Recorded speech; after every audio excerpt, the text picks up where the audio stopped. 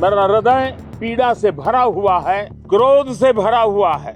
मणिपुर की जो घटना सामने आई है,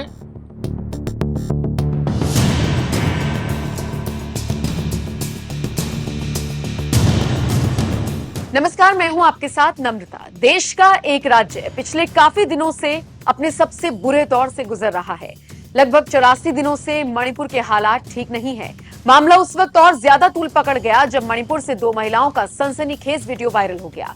ये वीडियो सिस्टम से लेकर सरकार तक पर न सिर्फ सवाल उठाता हुआ नजर आया, बल्कि उन्हें सत्ता में रहना भी चाहिए या नहीं, ये भी सोचने पर इसने मजबूर कर दिया। मणिपुर से जो वीडियो सामने आया वो 2 महीने पुराना था, जिसने राज्य की एन बीरेन सिंह की सरकार के साथ साथ मोदी सरकार को निशाने पर ला दिया। विरोधियों को तो जैसे बैठे बिठाए मुद्दा मिल गया। बिना ये सोचे समझे, जाने परखे ये पता लगाए कि सरकार ने मणिपुर के लिए क्या किया, बस एक सुर में आवाज आने लगी, एन बीरेन इस्तीफा दो, पीएम मोदी इस्तीफा दो। अब जिन लोगों को लगता है कि राज्य और केंद्र सरकार ने मणिपुर के लिए कुछ नहीं किया, आज उनको सबूतों के साथ हम अपनी एक रिपोर्ट दिखाएंगे। इस रिपोर्ट का आधार है कार्तिक रेड्डी के वो ट्वीट्स जो उन्होंने पक्के सबूतों के साथ ट्विटर पर शेयर की हैं। आप कार्तिक रेड्डी का सबसे पहला ट्वीट देखिए। इस ट्वीट में वो लिखते हैं, मोदी सरकार और सीएम बीरेन सिंह की सरकार ने मणिपुर को बचाने के लिए और निर्दोषों को बचाने के लिए क्या किया। दूसरे ट्वीट में कार्तिक रेड्डी ने एक खबर का लिंक शेयर किया। खबर की हेडलाइन थी, 55 army columns deployed in violence hit Manipur, 9,000 people shifted to safer places. इसको शेयर करते हुए कार्तिक रेड्डी ने लिखा, सरकार को ये न्यायिक आदेश के बाद पता चला। 3 मई को हिंसा भड़क उठी और उसी दिन सेना की 55 टुकड़ियां तैनात कर दी गई। भारतीय सेना ने उसी रात लगभग 9,000 लोगों को बचाया और सुरक्षित निकाला। स्थिति को सामान्य बनाने के लिए हर तरफ अथक प्रयास किया जा रहा है। अपने अगले ट्वीट में कार्तिक रेड्डी ने ministry of consumer affairs, food and public distribution का हवाला दिया और लिखा, भोजन की कमी की संभावना मंडराने लगी। सरकार द्वारा कर्नाटक सहित राज्यों में ओएमएसएस नीलामी रोकने का एक अन्य कारण। सरकार ने पहाड़ी राज्य को मुफ्त खाद्यान्न उपलब्ध कराना जारी रखा। ये सुनिश्चित करने के लिए कि खाद्यान्न की कोई कमी ना हो, स्टॉक का नियमित प्रभाव बनाए रखा गया। अपने अगले ट्वीट में कार्तिक ने फिर से 2 खबरों को शेयर किया। इन खबरों में किसानों का जिक्र था। इसे शेयर करते हुए लिखा गया, किसानों की सुरक्षा के लिए अवैध हथियारों के साथ घूम रहे लोगों से उनकी सुरक्षा के लिए लगभग 2000 बल तैनात किए गए। ये फसल का मौसम है। सरकार ने ये सुनिश्चित किया कि खेतों में रहने वालों को किसी भी कीमत पर आतंकवादियों द्वारा निशाना न बनाया जाए। इसके बाद कार्तिक रेड्डी ने लिखा, अमित शाह के गृह मंत्रालय के तहत असम राइफल्स ने अब तक लगभग 50,000 लोगों को निकाला है। इस अर्धसैनिक बल ने उन्हें सुरक्षित मार्ग, आश्रय, भोजन और दवाएं प्रदान की हैं और पूरी सुरक्षा सुनिश्चित की है। एक और आर्टिकल शेयर करते हुए कार्तिक रेड्डी ने लिखा, असम राइफल्स ने नागरिक ट्रकों के काफिले को 24 घंटे सुरक्षा प्रदान करने का भी बीड़ा उठाया।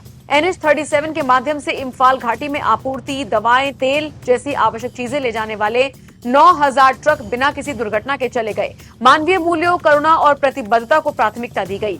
अगले ट्वीट में कार्तिक ने लिखा, हेल्थ केयर हमेशा से मोदी सरकार की प्राथमिकता रही है।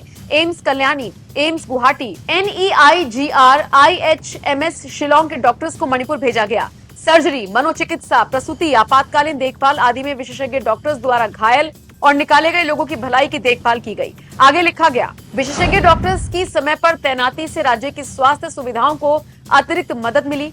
बचाई गई गर्भवती महिलाओं ने सेना शिविर में एक बच्चे को जन्म दिया। मोदी सरकार और बीरेन सिंह ने मणिपुर के लोगों की सुरक्षा और उन्हें प्रदान करने के लिए संपूर्ण सरकारी दृष्टिकोण अपनाया। बीरेन सरकार ने सुनिश्चित किया कि कोई भी पीछे न छूटे। मणिपुर के 50 बच्चे जो माता पिता द्वारा शिविर में छोड़े गए थे, उन्हें सावधानी पूर्वक आश्रम में ट्रांसफर कर दिया गया। तत्कालीन सरकार ने संवेदनशील व्यवहार किया और अपने बच्चों को गृहयुद्ध के अपराधियों के हाथों में पड़ने से बचाया। अगले ट्वीट में लिखा गया, इस बीच HM यानी होम मिनिस्टर अमित शाह अधिकारियों और समुदाय के नेताओं के साथ योजना, निर्देश और समन्वय कर रहे थे। नागरिक समाज समूह ने राज्य में सामान्य स्थिति बहाल करने के लिए सरकार की पहल को मजबूत समर्थन दिया। कार्तिक रेड्डी ने आगे लिखा, जब ये सब कुछ हो रहा था, पीएम मोदी को जानकारी दी गई और उन्होंने लगातार स्थिति का जायजा लिया। सरकार ने सामान्य स्थिति वापस लाने के उपायों के तहत मणिपुर में पेट्रोल और रसोई गैस सहित आवश्यक संसाधनों का वितरण सुनिश्चित करने में कोई समझौता नहीं किया। कार्तिक रेड्डी ने आगे लिखा, दरअसल होम मिनिस्टर अमित शाह के मणिपुर दौरे के बाद सर्वदलीय बैठक बुलाई गई थी। उन्होंने कांग्रेस और अन्य पार्टियों को राज्य में की जा रही कार्रवाई के बारे में जानकारी दी। गिरफ्तारियों, FIR की संख्या में भी बताया। फिर भी विपक्ष अपनी गिद्ध राजनीति जारी रखे हुए है।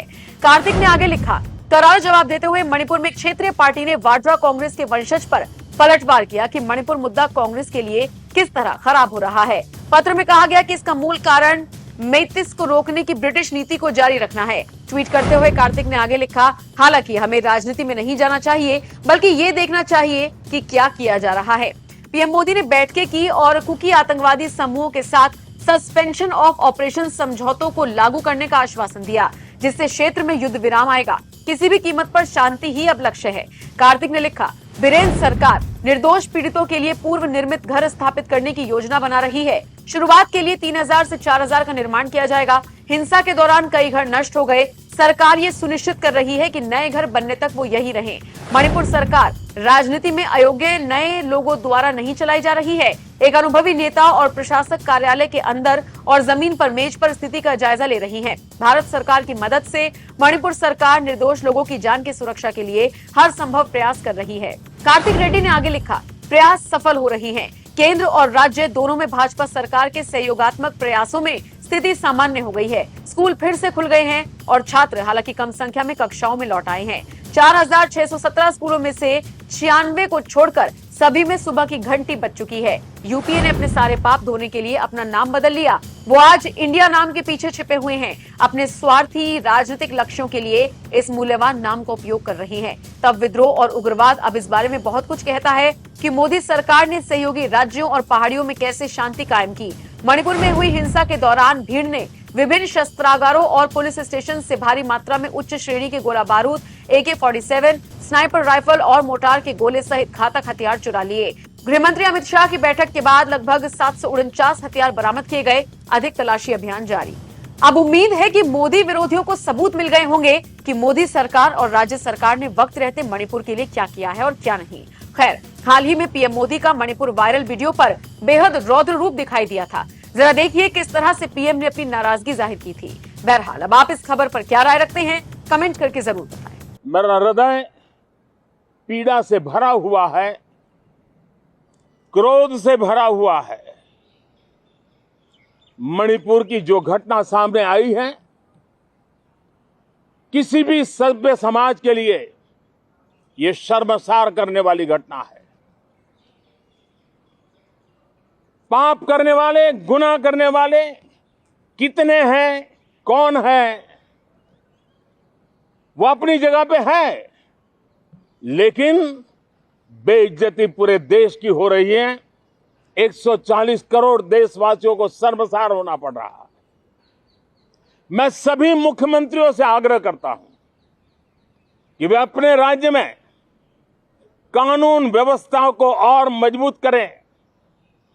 खास करके हमारी माताओं बहनों की रक्षा के लिए कठोर से कठोर कदम उठाएं। घटना चाहे राजस्थान की हो, घटना चाहे छत्तीसगढ़ की हो, घटना चाहे मणिपुर की हो, इस देश में, हिंदुस्तान के किसी भी कोने में, किसी भी की राज्य सरकार में राजनीतिक वाद विवाद से ऊपर उठ करके कानून व्यवस्था का महात्म्य, नारी का सम्मान, और मैं देशवासियों को विश्वास दिलाना चाहता हूं, किसी भी गुनहगार को बख्शा नहीं जाएगा। कानून अपनी पूरी शक्ति से, पूरी सख्ती से एक के बाद एक कदम उठाएगा।